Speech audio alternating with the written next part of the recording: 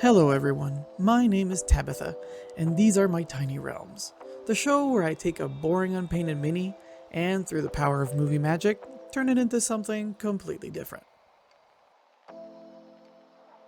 In today's episode, we will be painting a special kind of ogre, one that was blessed with the blighted blood of Everblight and transformed into something that is completely unrelated to dragon ogres. I am of course referring to the heavy cavalry unit known as the Chosen of Everblight. Back when I used to play, these models were a menace. Not only were they incredibly strong, but their self-healing and defensive rules made them extremely hard to remove.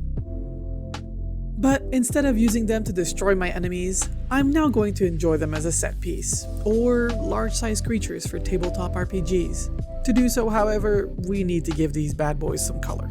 And as always, we're starting with the ash gray and matte white dry brushes to work on the base of our contrast.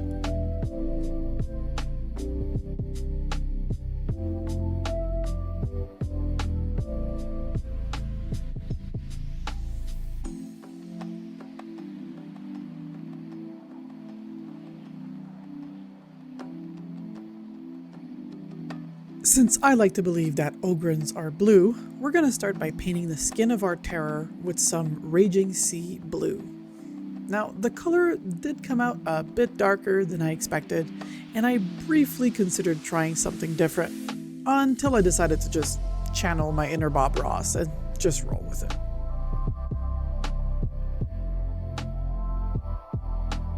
Since most of the skin is actually in some cracks, I do end up making quite a few mistakes, which you may notice that I'll be correcting just a little bit later.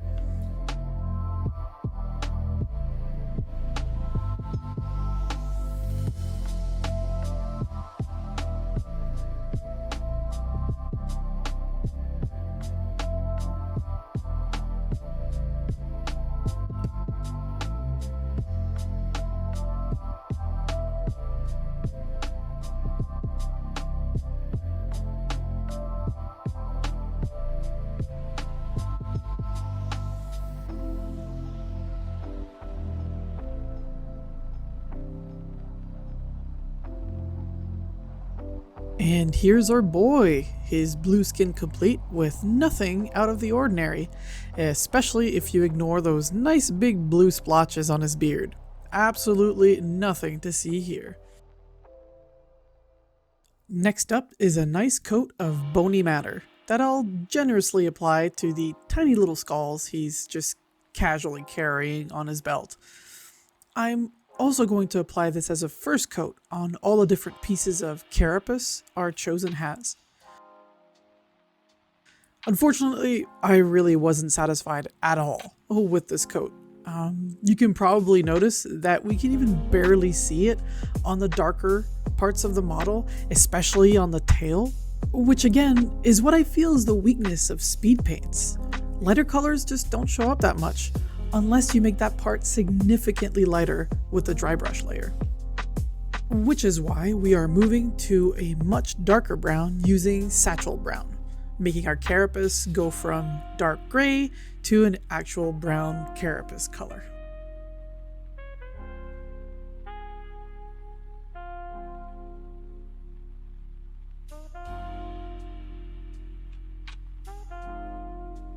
With that out of the way, we can move on to the hairy parts of our model using some ruddy fur brown.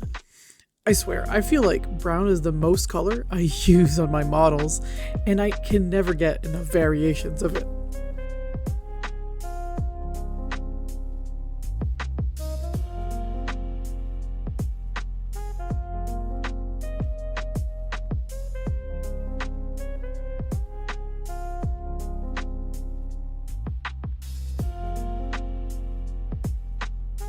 Moving on to the armor bits, we'll start applying some broadsword silver as a base coat to make those parts shine. At first, I was thinking of just applying the silver to the armor and leave it at that, but then I noticed it was most of the model and it would make it just a single color, so we're going to be fixing that with some detail work just a little bit later. Of course, we will also apply this color to the weapon and the nice little chain that's wrapped there around it.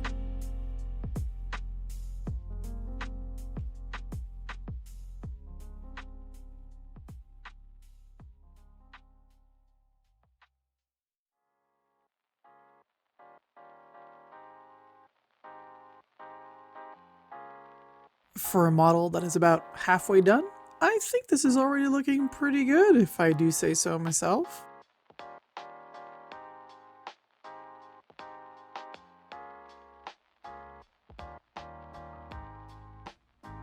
Oh look, here comes another variation of brown in the flavor of warrior skin. I'll be using this shade as a wooden color for the shaft of the axe. Coming up next, you guessed it, more brown. This fire drake color, however, has a little bit of red, which I think is perfect for all the leather bits of the model, including all of the straps and the bits surrounding the axe where his hands go. As I pretend to be an amateur leather worker, it's time for me to remind you that if you like this kind of stuff, don't be afraid to like my work, or even come talk to me in the comments. I love to learn more painting techniques, and I'd be happy to discuss art with you guys.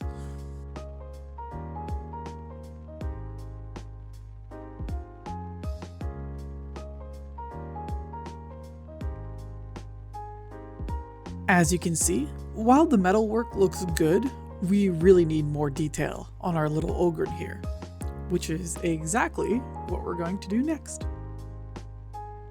Taking our matte white paint from earlier, we're going to give his fangs a perfect pearly white look. I guess ogrons have good dental hygiene. And then 2 tiny little dots for the eyeballs. Next, we're going to make our armor look a lot better with some trim work painted in Talos bronze, which incidentally is just shiny brown, but don't tell anyone.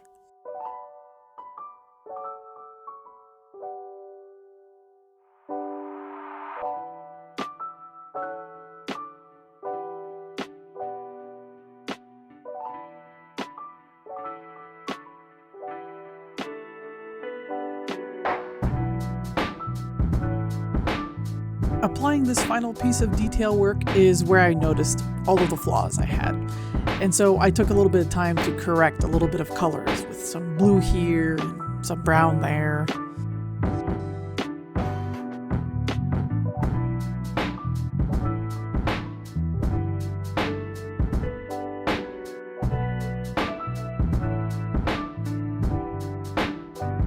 Did I say final?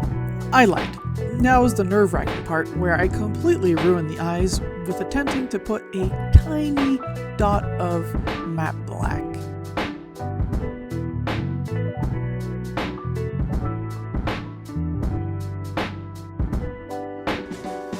And would a warrior of Everblight really be considered a menace if it didn't have blood?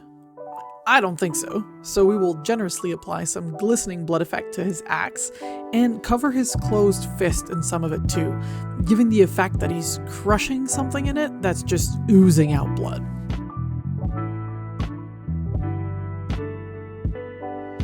Once again, we will apply my signature dark tone wash.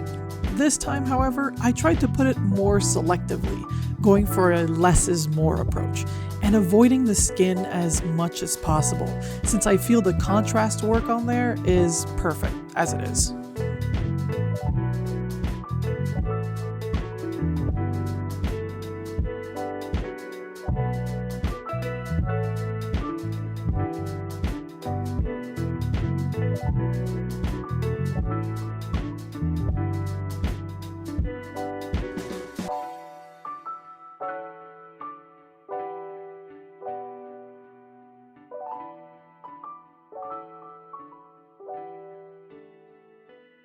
And with the wash done, I wanted to give you guys a bit of a look as to what it looks like before it dries out.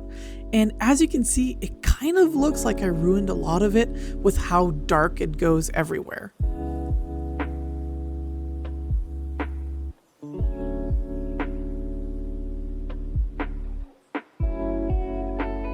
However, the true power of washes only shows itself once it's dry, and we have our final result. I am truly impressed with this one. I have painted a bunch of models, but I think this one is one of my best ones. The way the letter looks with just a single coat of paint and the marvelous contrasts on his blue skin. I think it all comes together perfectly, and hopefully you do too. With that said, I hope you enjoyed this video, and I'll see you guys in the next one.